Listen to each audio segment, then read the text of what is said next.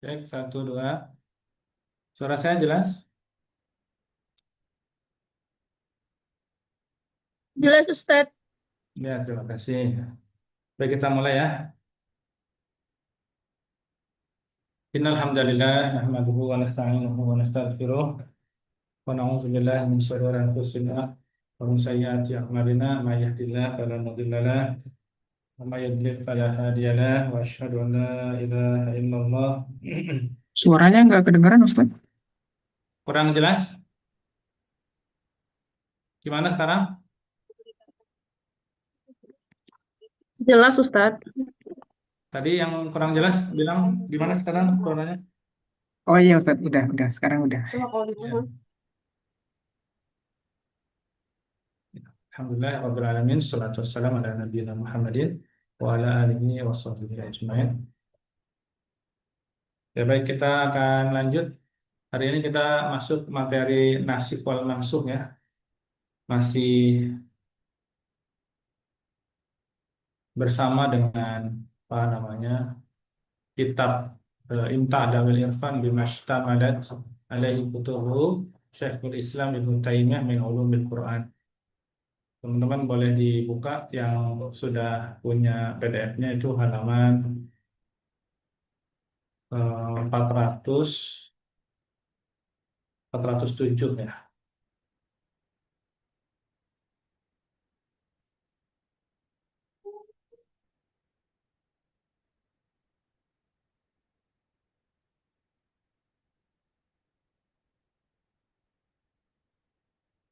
Udah kelihatan?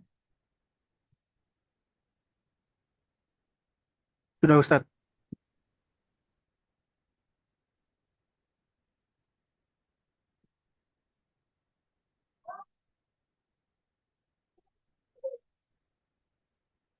Ini pertemuan ke berapa berarti? Ini masuk pertemuan ke-9 Ustadz. Pertemuan ke-9. Oke, baik.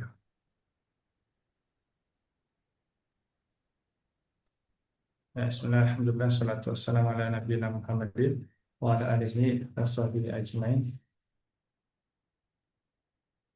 Kita akan masuk ke jenis-jenis naskah ya. Kemarin kita sudah definisinya sudah. Sekarang ke jenis-jenis dari naskah. Di sini dikatakan uh, qala Syekhul Islam Ibnu Taimiyah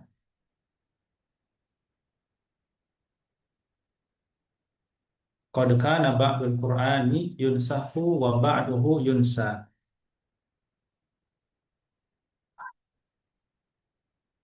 Sebagian Al-Quran ada yang dinasah dan sebagian ada yang dilupakan. Maksudnya apa? Bahwa melalui Rasulullah SAW ya itu ada Quran yang dinasah dan ada yang dilupakan. Nabi ditakdirkan oleh Allah Subhanahu Wa Taala itu lupa terhadap beberapa ayat tertentu sehingga harusnya itu dituliskan sebagai wahyu namun dilupakan. Sebagaimana yang tertera pada naskah nasikh dan mansukh ini ya. Qad kana ba'dul Qur'an yunsahu wa ba'duhu yunsa. Wa ma ansahu subhanahu huwa mimma nusikha hukmuhu wa tilawatuhu. Dan apa yang Allah buat terlupakan itu adalah mimma nusikha hukmuhu wa tilawatuhu. Apa namanya? Eh, nusikha hukmuhu wa tilawatuhu. Jadi ini ya. Itu maksudnya adalah ayat yang dinasah hukumnya, jadi ini jenis-jenisnya ya, jenis-jenis nasikh itu, ada ayat yang dinasah hukumnya dan juga bacaannya. Kita bacakan dulu aja ya teksnya ya, baru nanti kita masuk ke contohnya. Bi khilafil mansukhil ladzi yutla. Berbeda dengan ayat mansukh yang bacaannya masih dibaca. Wa qad nusikha ma nusikha min hukmihi, dan telah dinasah hukum dari ayat tersebut. au nusikhat tilawatuhu wa lam yunsa, atau bacaannya dihapus namun tidak dilupakan. Ya. Bacaannya itu dihapus namun tidak dilupakan.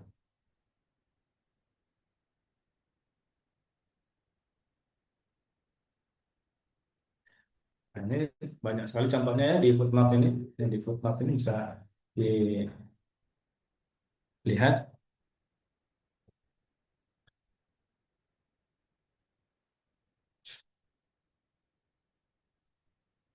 Jadi kalau kita belajar nasikh dan mansukh, maka sudah dijelaskan sekilas ya tentang tarifnya, bahwa walhasilu anna ma la yaqau fi naskhu arba'atu aqsam. Kita akan belajar itu. Kita mulai dulu dari ada nasakh, ada nasakh, ada nasikh ya. Ada mansukh. Itu jangan sampai salah ya. Ada an-naskhu, ada an-nasikhu, ada al-mansukhu. Ini harus tahu dulu bahwa nasakh itu, an-naskhu itu artinya menghapus, memindahkan atau mengganti. Jadi ulama itu mengistilahkan bahwa an-naskhu itu adalah proses penghapusan hukum syariat dengan dalil syariat yang datang di kemudian. Kemarin kita sudah kasih contoh ya bahwa perubahan arah kiblat dari dari Baitul Maqdis kemana? Ke Masjidil Haram, Ka'bah. Itu nasakh. Ya. Prosesnya itu disebut dengan an-naskhu atau nasakh ya. Lalu ada nasikh, artinya adalah yang menghapus. Ya, yang menghapus. Artinya dalil barunya ini. Dalil yang terbaru namanya an-nasikhu. Dalil baru yang datang untuk menghapus hukum sebelumnya. Ya. Apa contoh dalilnya? Ya tadi ya, bahwa ada dalil untuk mengganti kiblat yang lama kemana? Ke kiblat yang baru, yaitu Quran Surat Al-Baqarah ayat 144. Ya. Itu an-nasikh. Jadi dalil barunya disebut dengan an-nasikh. Ya. Lalu mansukh. Ya. Al-mansukhu artinya adalah yang dihapus, hukum yang sudah diangkat. Ya. Berarti al-mansukhnya di sini adalah Baitul Maqdis ya. Lalu nasikhnya adalah Masjidil Haram. Jadi gambaran sederhananya adalah ada hukum pertama, ya hukum pertama namanya adalah al-mansukh, ya. Al-mansukh itu adalah hukum pertama. Lalu ada hukum yang datang kemudian namanya an-nasikh. Dinasih kan suka gitu. Dinasih dengan hukum yang baru. Lalu ada prosesnya, menghapus, memindahkan atau mengganti ayat. Prosesnya disebut dengan an-naskhu atau nasakh. Kayak tadi ya, fawallu wujuhakum syatrah. Nah, jadi kaum muslimin itu awalnya menghadapkan sholatnya kemana? Ke Baitul Maqdis. Nah, ini disebut dengan hukum lama atau mansukh. Ini udah dihapus, digantikan dengan Al-Baqarah ayat 144 menghadap ke arah Masjidil Haram. Fawalli wajhaka syatral Masjidil Haram. Nah, ini disebut dengan ayat nasikh. Hadapkanlah wajahmu ke Masjidil Haram. Jadi ayat barunya disebut nasikh, ayat lamanya mansukh, dan peristiwa untuk menghapusnya disebut dengan nasakh. Oke, lanjut. Dan ini disebut dengan proses pergantian aturan. Ya, nanti kita akan melihat bahwa nasikh dan mansukh itu bukan berarti ayat-ayatnya direvisi, bukan. Tapi apa? Itu mengikuti dinamika hukum yang berlaku. Nah, ayat-ayat nasikh dan ayat-ayat mansukh ini, ya, yang dinasikh ya, itu hanya yang berlaku pada ayat-ayat muhkamat, ayat-ayat hukum saja, ayat-ayat hukum saja, tidak berlaku pada usul ketuhanan, siapa Allah, itu nggak bakal dinasih gitu. atau sejarah tentang nabi-nabinya Allah, surga dan neraka, hari kiamat itu enggak. Hanya berlaku pada ayat-ayat muhkamat, ayat-ayat hukum. Nah, nanti kita akan kaitkan dengan konteks hukum ya, bahwa ternyata hukum itu sangat fleksibel sekali, nggak kaku. Makanya kamu kalau berbicara tentang kaidah fikih, ya, qawaidul fikih, masuk ke usul fikih, atau berbicara dengan rumah besar fikih itu sangat fleksibel sekali. Kenapa? Karena bahkan Al-Quran saja itu dinasih dengan hukum yang baru. Ya, Al-Quran saja bisa dinasih itu terkait hukum, apalagi dengan hukum-hukum yang hari ini, ya, usul fiqh. Apalagi kita ribut itu masalah, ya, masalah khilafiyah. Nah, jadi kita kembali bahwa nasakh itu proses pergantiannya, nasikh itu aturan barunya, sementara mansukh itu adalah aturan lamanya. Ya. Misalnya khamar. Khamar itu kan awalnya dilarang kan? Dilarang saat sholat doang. Prosesnya itu tahapannya adalah pelarangan khamar ketika sholat. Mansukhnya gitu ya. Lalu eh, mansukhnya maaf, larangan minum khamar ketika sholat.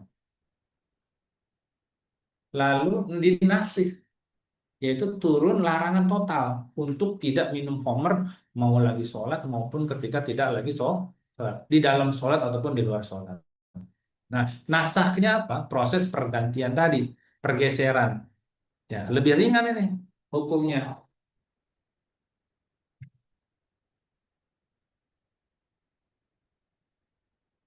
Nah, ini juga ada kaidah hukum fikihnya ya, yang dinamakan dengan rafu hukmin syar'i bidalilin syar'i muta'akhirin. Artinya adalah mengangkat hukum syariat dengan dalil syariat yang datang kemudian.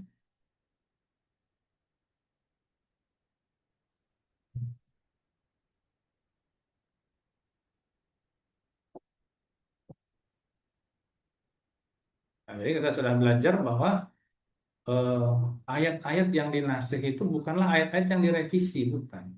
Tapi ini adalah ayat yang memang disesuaikan dengan kondisi hukum saat itu. Ya, jadi ada ayat yang masih dibaca, hukumnya apa namanya, hukumnya dihapus, tapi ayatnya masih masih dibaca. Ya, misalnya ayat Al-Mujadilah itu ya. Al-Mujadilah ayat 12 ya. Bismillahirrahmanirrahim. Ya ayyuhallazina amanu idza najaitumur rasul faqaddimu baina yaday najwakum shadaqah. Eh, Apabila kalian ingin berbicara khusus dengan Rasul Shallallahu Alaihi Wasallam, maka dahulukanlah sodakoh. Jadi awalnya itu wajib sodakoh itu sebelum ngomong sama Nabi itu harus sodakoh dulu. Ya. Lalu kemudian ayat yang tadi itu dinasih, ya. Ayat yang tadi dinasih dengan ayat pada surat Al-Mujadilah juga. Asfaqtum an tuqaddimu baina yaday najwakum shadaqat.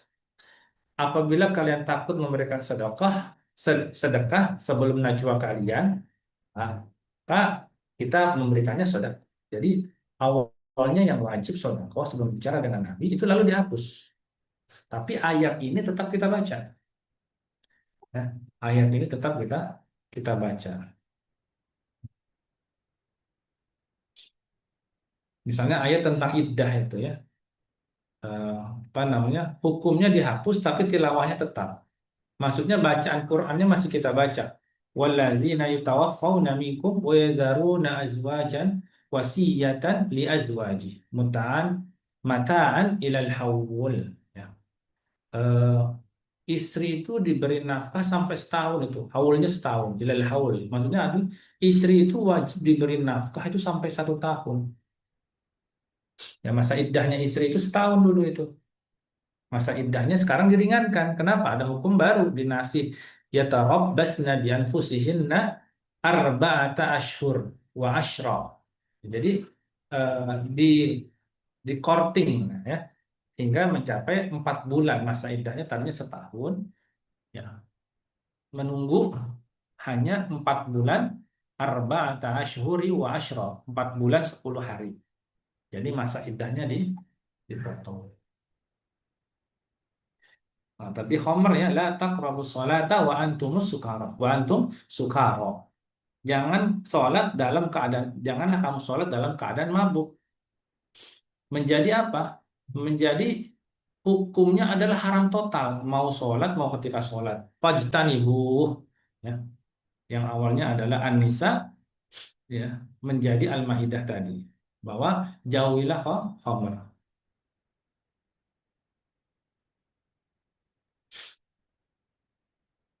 Ya, dan lain sebagainya.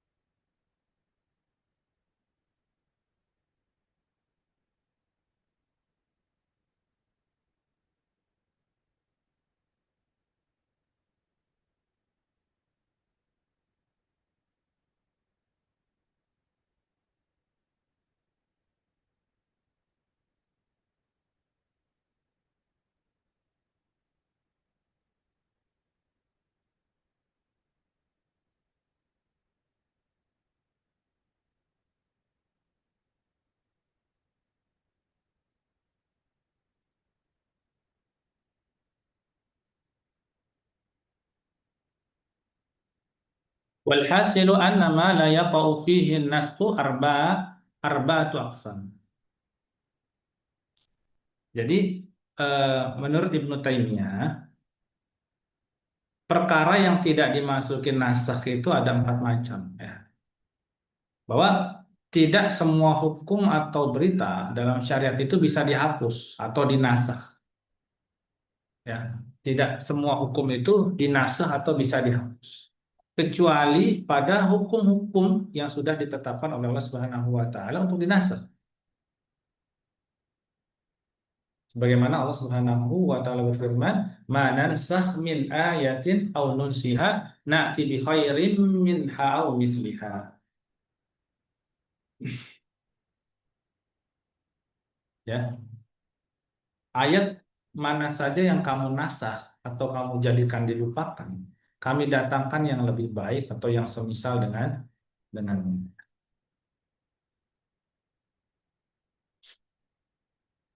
Al-Baqarah ayat 126.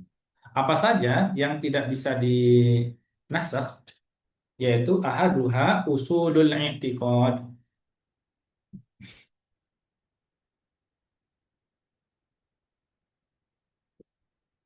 Ya.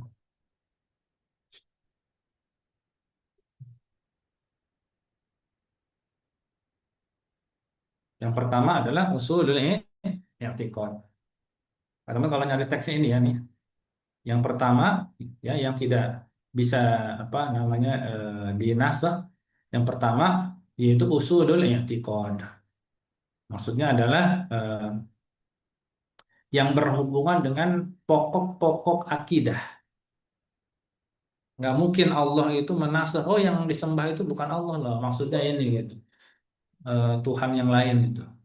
Jadi iman ya pasti kepada Allah, malaikat, kitab-kitabnya, rasulnya, ya, hari akhir, nah itu iman, ya.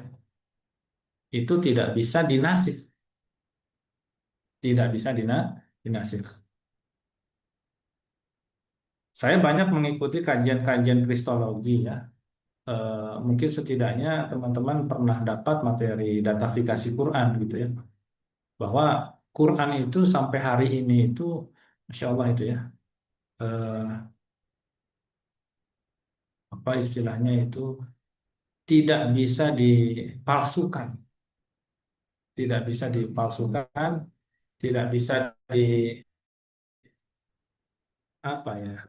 Pernah banyak orang yang menantang untuk membuatnya. Apakah benar bahwa eh, dengan adanya nasikh dan mansukh ini, tuh Quran tuh banyak yang dihapus-hapus itu, ya, tidak asli jadinya itu. Jadi teman-teman harus bisa menjawab ini nanti. Kalau para orientalis itu apa namanya eh, baku hantam kita ya, sarjana-sarjana Kristen sendiri itu kita bisa mengcounter attack gitu. Bahkan kita bisa menunjukkan bahwa justru sebaliknya. Quran itu sangat sempurna sekali sejak abad 1 Hijriah. Artinya sejak Nabi Shallallahu Alaihi Wasallam menuliskannya itu sampai hari ini itu masih sangat sempurna sekali.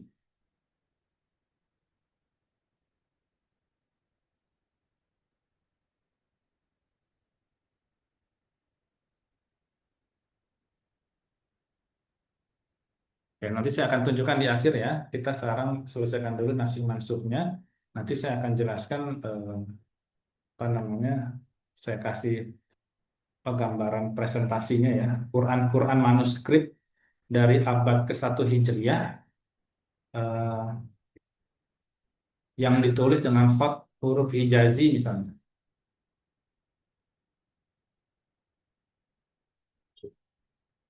Baik, kita akan kembali dulu.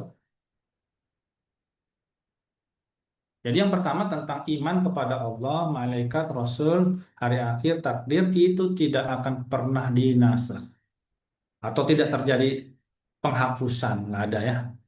Jadi yang pertama adalah ahaduhuma usulul i'tiqad. Tentang i'tiqad itu tidak berubah.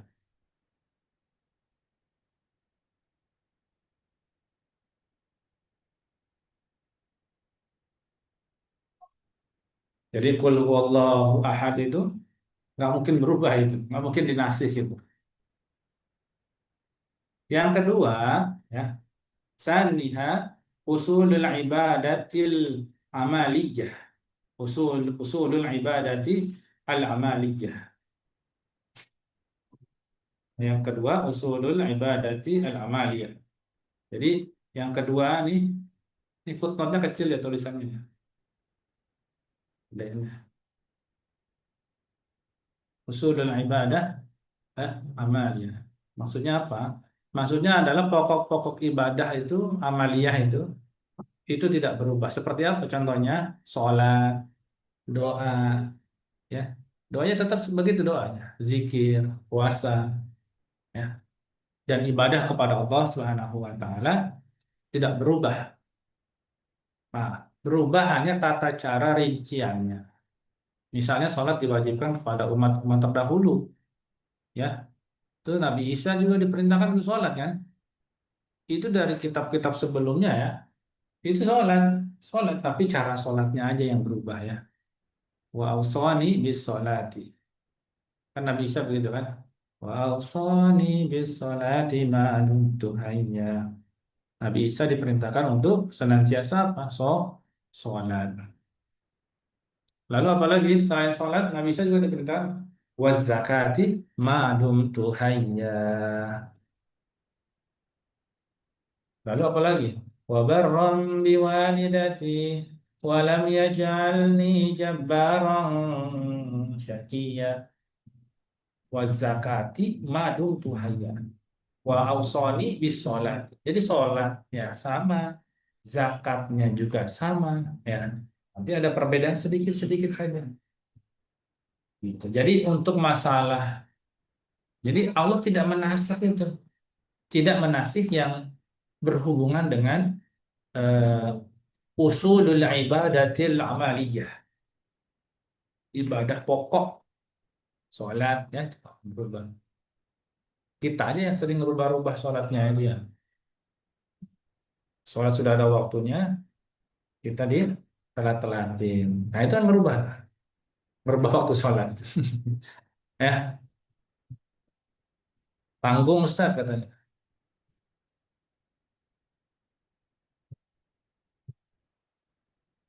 Tentang puasa juga nggak berubah ya. Kutiba alaikumus ya. Kama kutiba alal ladzina min qablikum. Itu diwajibkan untuk berpuasa sebagaimana diwajibkan atas umat-umat terdahulu. Jadi nggak dinasih. Yang dinasih itu adalah yang berhubungan dengan hukum yang terjadi saat itu. Ya, jadi yang dinasih itu selalu eh, berhubungan dengan kondisi sosial biasanya. Kondisi sosial, kondisi budaya. Misalnya Homer ya. Nah, misalnya Homer itu kan bangsa apa namanya itu bangsa Quraisy ya, suku Quraisy itu bangsa Arab jahiliyah itu kan menjadikan Homer itu seperti apa namanya air putih dia ya. Itu bayangkan kalau misalnya eh, dihukumi sekaligus haram itu, apa nggak revolusi itu ya. Jadi Allah itu maha tahu sekali. Jadi nasikh itu sebenarnya ayatnya juga sama ya. Jadi kalau kita analisa sangat tajam ya dari segi hukum Islam itu pasti berhubungan dengan sosiologi. Sosiologi ya, ini nggak berhubungan dengan Tuhan, nggak berhubungan dengan ibadah. Ini sosiologi banget itu.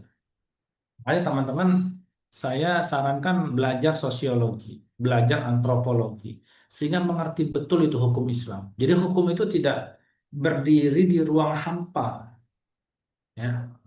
Ini salah satu istinbat hukum juga mempertimbangkan sosiologi budaya setempat itu.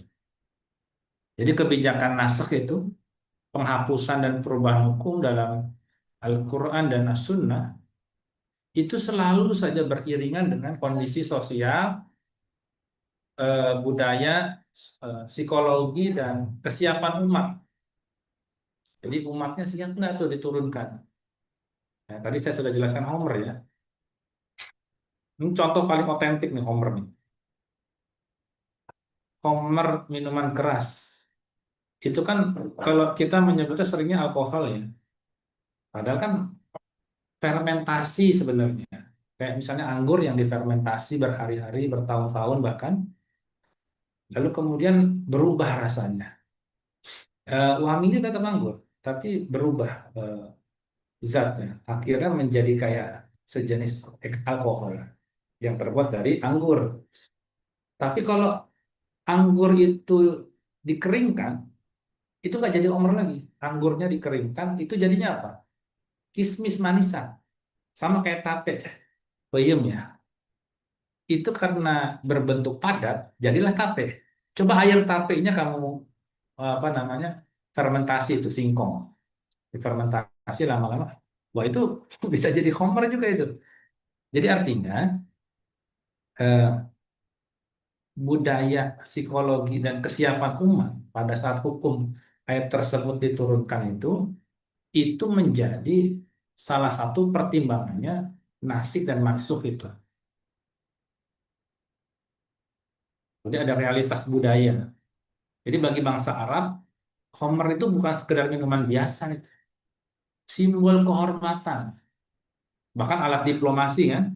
Coba kamu lihat itu, presiden ketemu presiden di pertemuan-pertemuan internasional, itu bersulang, cheers, gitu ya. Itu pakai minuman apa itu, kira-kira? Air putih, air teh, itu sulangnya pakai apa dia bersulang? Itu pakai homer itu. Ini sama itu alat diplomasi itu, yang udah dipakai di zaman Arab Jahiliyah. Jadi presiden-presiden sekarang tuh itu mah ketinggalan zaman itu. Ya kan? Sekali-sekali dong pakai teh pucuk gitu ya bersulangnya ya, air putih gitu kan, nggak usah pakai homer terus ya. Ini gaya-gayaan kan, kita lihat pemimpin-pemimpin Islam ya gaya-gaya, walaupun banyak juga ya yang tidak mau menggunakan homer ya. Nah, kita kembali ya ke sosiologi Arab Jahiliyah saat ayat tentang homer ini turun. Jadi Allah Subhanahu wa taala tidak mengharamkan total itu. Yang pertama diharamkan adalah ketika akan hendak sholat. Nah, ini yang disebut dengan metode bertahap tadi. Kita sudah belajar ya tentang kaidah dakwah itu salah satunya adalah menyampaikan taklif itu secara tadarruj, bertahap. Jadi ada kaidah bertahap melalui Al-Qur'an yang disebut dengan nasikh wal mansukh. Jadi Allah menurunkan 4 tahapan itu dalam ayat terkait Homer itu. Ya, bayangkan untuk Homer itu bertahap. Nah, apa namanya? konstitusi 1, konstitusi 2, 3 sampai 4. Jadi dinasuknya itu 4 kali nih, khusus terkait dengan Homer.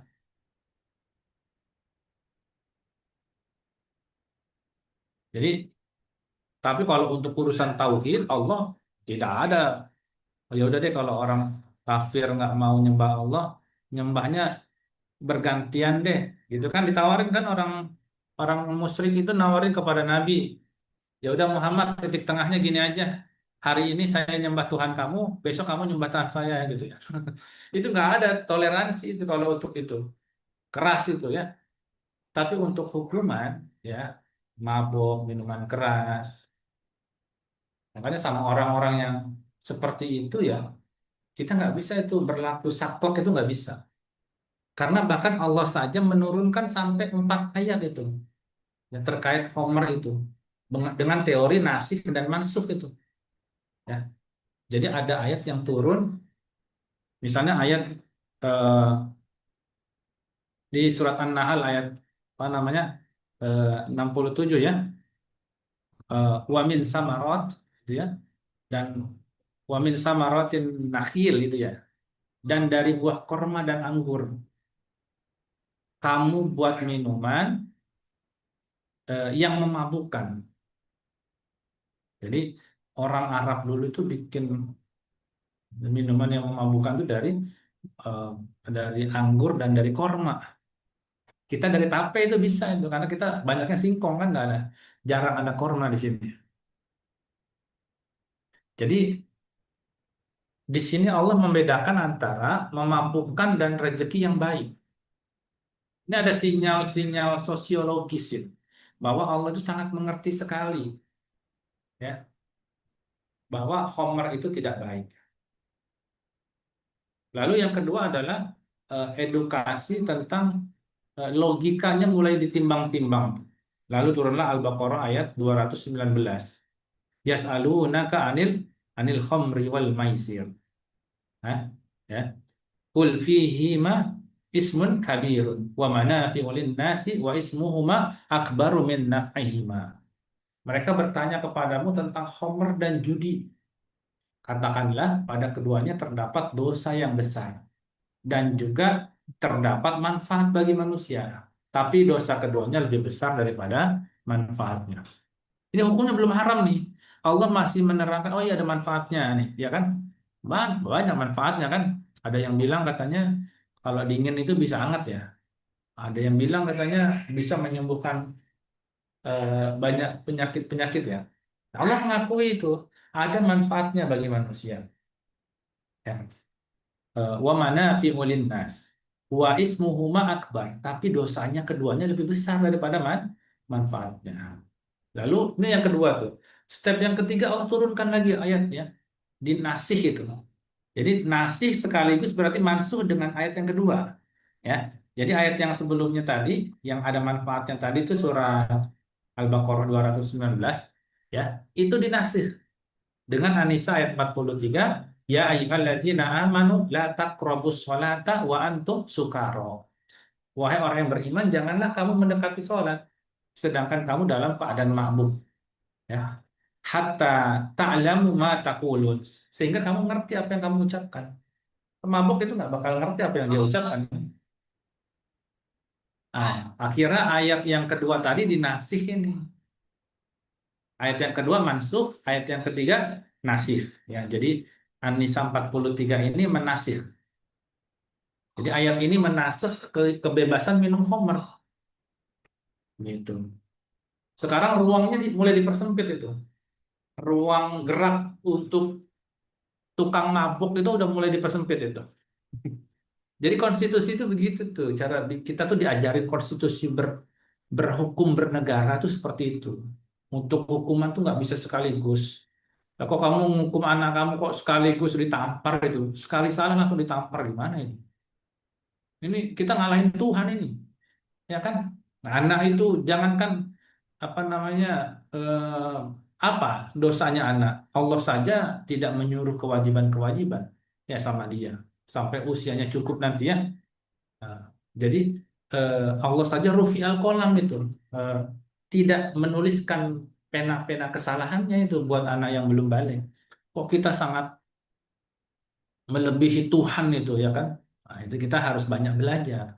Makanya orang yang paling takut itu sama Allah adalah para ulama. Karena mereka ngerti betul itu. Ya, dulu Ali itu pernah menegur salah seorang kodi ya, yang tidak tahu hukum nasih dan mansukh itu. Kamu celaka dan kamu mencelakai orang lain itu. Seorang kodi itu kan seorang hakim, seorang kepala. Sama kita kepala rumah tangga, kepala keluarga. Bikinlah peraturan dulu di rumah ya kan. Peraturannya belum ada, main ditampar saja anak kita, main dibentak-bentak saja anak kita gitu ya. Atau anak orang lain sama, mau anak siapa saja atau orang lain juga sama gitu. Termasuk pada orang-orang yang pernah berbuat dosa lalu dia bertaubat. Yang mau ustadz siapa pernah berbuat dosa ini dosa itu, wah langsung kita sebarkan aib-aibnya, itu nggak boleh. Ya. Jadi, oke, jadi yang ketiga tadi ruang gerak tukang mabuk mulai dipersempit dengan adanya ayat ya ayyuhalladzina amanu la taqrabus sholata wa antum sukaro. Jangan kamu wahai orang yang beriman, jangan kamu deketin sholat sedang kamu dalam keadaan mabuk. Ya, sehingga kamu mengerti apa yang kamu ucapkan. Nah, yang terakhir final nih, dinasih secara final. Maksudnya adalah untuk masyarakat Madinah itu secara kultural, mental, sosiologi itu imannya sudah mantap itu di Madinah. Ya, serta siap melepas Homer sepenuhnya. Baru turun perintah Allah Subhanahu wa taala. Jadi Allah melihat itu dinamika yang terjadi berkembang ya pada orang-orang, kultur mental orang-orang di Madinah saat itu. Turun ayat ya ayyuhalladzina amanu innamal khamru wal maisir wal ansab wal azlam rijsum min amali syaitan fajtanibuh la'allakum tuflihun. Wahai orang-orang yang beriman, sesungguhnya khamr, judi, apa namanya, berkorban untuk berhala, ngasih kepala ini, kepala kambing, kepala ini buat sesajen ya, mengundi nasib dengan panah tadi itu termasuk perbuatan syaitan. Maka jauhilah perbuatan itu agar kamu mendapat keberuntungan. Kata-katanya di mana yang men, me- apa, mengharamkan mana? Fajtanibu itu ya. Jauhilah ya. Ada ya, wajtanibu. Fajtanibu la'allakum tuflihun. Nah, jauhilah perbuatan itu agar kamu mendapat keberuntungan. Nah, jadi ditutup oleh ayat Al-Maidah ayat 90. Jadi Al-Maidah 90 ini menasih tiga ayat sebelumnya, ya. Yang pertama dimansuh, yang kedua dimansuh, yang ketiga dimansuh, baru yang terakhir Al-Maidah 90. Jadi maksudnya itu. Jadi orientalis itu ya, eh, menyebarkan syubhat ini Al-Qur'an itu banyak loh yang dipotong-potong. Nah, buktinya itu ada nasih dan mansuh itu. Kemudian dihapus loh itu. Nah, kita harus tahu ya. Ini hukumnya bukan eh, bukan dihapus hukumnya. Kita harus belajar sosiologinya. Karakter Allah paling tahu ini dengan eh, isi hati, ya kan?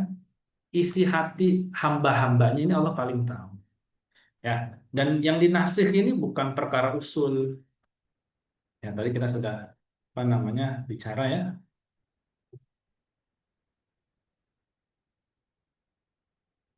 bahwa yang kedua tadi yang dinasih itu adalah usulul ibadah, nggak boleh usulul ibadati al amaliyah, hanya hukum-hukum. Sementara pokok-pokok ibadah itu nggak bisa dinasih. Oke, kita masuk ke yang ketiga. Salisuha al akhlaqul ammah. Al akhlaqul ammah ya. Ya, ini al akhlaqul ammah. Jadi yang nggak bisa dinasih itu ini eh, eh, apa namanya, etika universal. Nah, bahasa sekarangnya begitu ya. Akhlak secara umum. Maksudnya gimana? Jujur, masuk kejujuran ya. Siapa agama yang membolehkan orang untuk berkata dusta itu siapa? Ya, bohong aja bohong. Nggak ada. Jujur ya, kejujuran. Nah, itu kita kadang suka diadu domba ini antara umat yang satu, golongan yang satu dengan golongan yang lain. Kita kadang suka diadu domba. Sehingga kalau kita kalau kita merasa oh kita dikhianati nih sama ormas sebelah, akhirnya kita bermusuhan. NU bermusuhan sama Muhammadiyah, sama Hizbut Tahrir. Kasusnya gimana ya? Terjadi seperti di Poso itu ya. Itu saya pernah 2010 ya kalau nggak salah ya. Itu saya betul-betul mengetahui itu bagaimana di Pontianak itu di Jalan Gajah Mada itu. Memang waktu itu yang diancam itu dari golongan sana FPI, Habib Rizik itu, dan banyak ormas-ormas itu saat itu. Oh itu kondisinya sudah mencekam sekali itu. Dan umat Islam saat itu berpencar-pencar. Oh ini FPI, FPI saja sudah kan. Nah, ini ya, akhirnya kemudian eh, karena Dayak Kristen itu dikoordinir sama gubernur yang Cina Dayak tuh ya, itu udah bawa mandau, bawa macam-macam itu, bawa senjata tajam itu dari mana? Dari bandara. Bayangkan bandara yang harusnya menjadi tempat steril itu bisa masuk seperti itu tuh. Umat Islam saat itu tuh banyak dipimpin oleh banyak komando-komando ya, terpisah-pisah gitu. Saya ingat betul itu. Tapi ada satu orang itu yang menyatukan itu dari FPI itu. Kita mungkin bisa berbeda ya sama beliau ya, sama eh, Pak Habib itu kita mungkin bisa berbeda masalah macam-macam ya.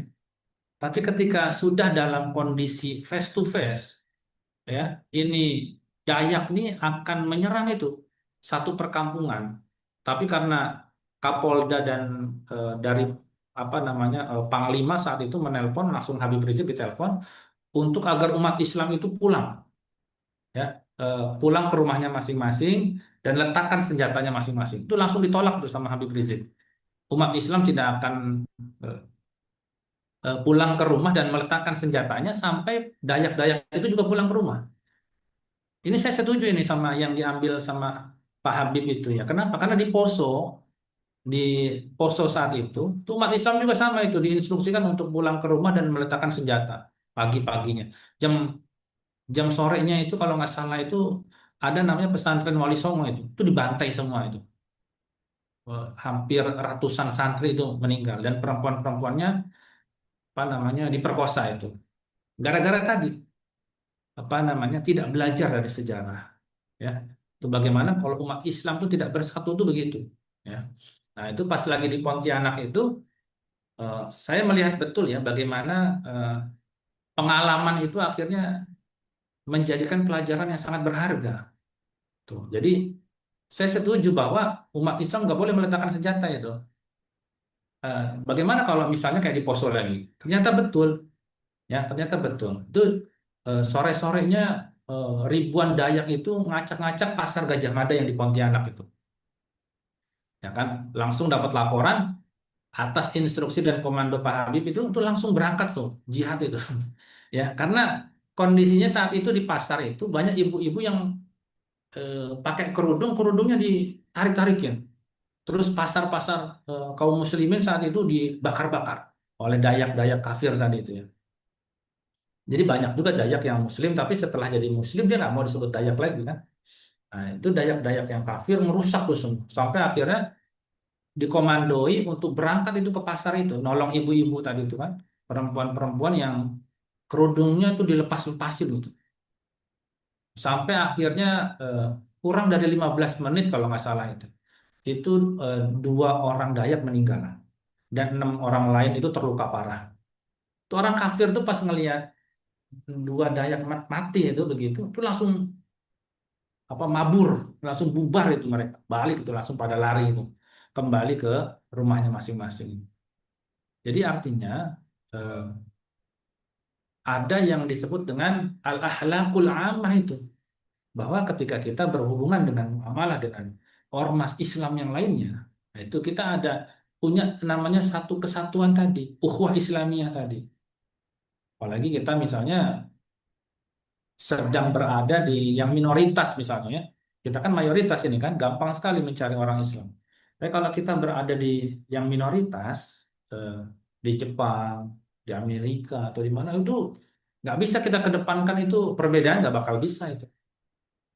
Ya, Satu tahlilan, satu nggak tahlilan. Ya udah nggak ketemuan, nggak bakalan bisa itu. Ya, nggak bakal terjadi. Pasti kita akan menyapa terus itu. Kenapa? Karena kita membutuhkan ya sesama saudara kita, seakidah gitu kan. Kita akan merasakan eh, apa namanya rasa ukhuwah Islamiyah itu ketika kita barangkali jadi minoritas. Kalau mayoritas tuh begitu, gesekan-gesekan kecil akhirnya jadi besar karena tadi orang-orang di luar Islam sana itu menginginkan sekali agar kita ini berpecah belah. Ya. Kita nggak menjaga kehormatan. Jadi Allah nggak menasih itu ayat-ayat yang menjaga kehormatan itu Allah jaga terus itu. Keadilan itu ya. Innallaha ya'muru bil adli wal ihsan. Itu Allah nggak ada nasi itu nggak bakalan ada itu. Atau ayat tentang wa qadha rabbuka alla ta'budu illa iyyahu wa bil walidaini ihsana. Imma yablughanna indakal kibara ahaduhuma. Itu Allah pengen kita tuh berbuat baik sebaik-baiknya kepada kedua orang tua kita. Fala taqul lahum uf. Bahkan kita nggak boleh ngomong ke orang tua kita perkataan uf. Wala tanharhuma. Jangan membentak mereka. Ya.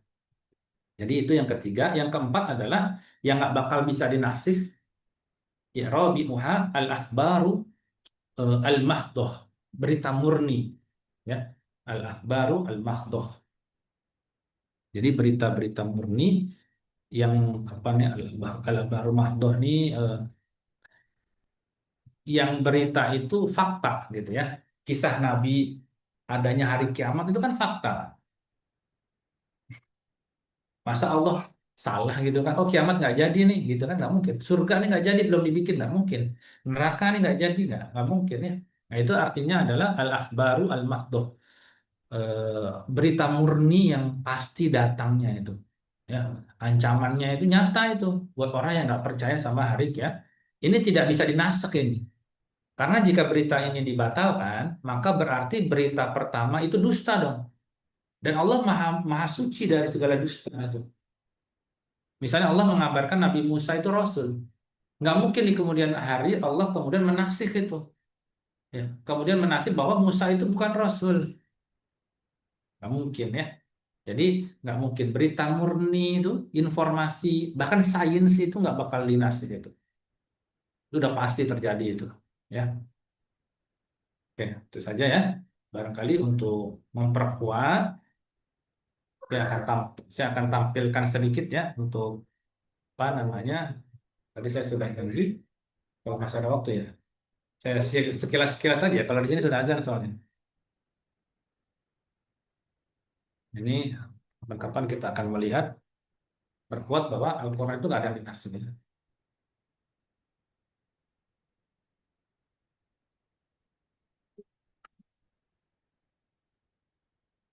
Jadi ada juga yang meragukan. Jadi itu sarjana Jesuit menyatakan ayat ini sudah nggak asli ini. Nah, jadi dia sudah mengatakan ayat ini palsu. Nah, dia apa namanya ini adalah contoh-contoh yang syubhat yang dikemukakan ya. Nah, ini saya akan melihatkan ini ada jenis khot gharib ini. Ini khot yang adanya di Maroko saja ini. Di mana huruf nun di akhir itu nggak ada titiknya. Dan huruf qaf itu seperti fa. Ini kan surat At-Tin ya.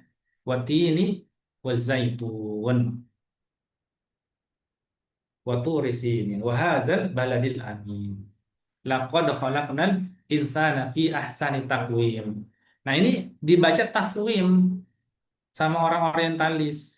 Padahal ini hanya berbeda masalah khot saja, ya. Karena khot seperti ini tidak lazim memang di kita. Nah, jadi hanya masalah khot saja mereka sudah membuat geger gitu ya seolah-olah ya. Padahal ini cuma permasalahan khot saja.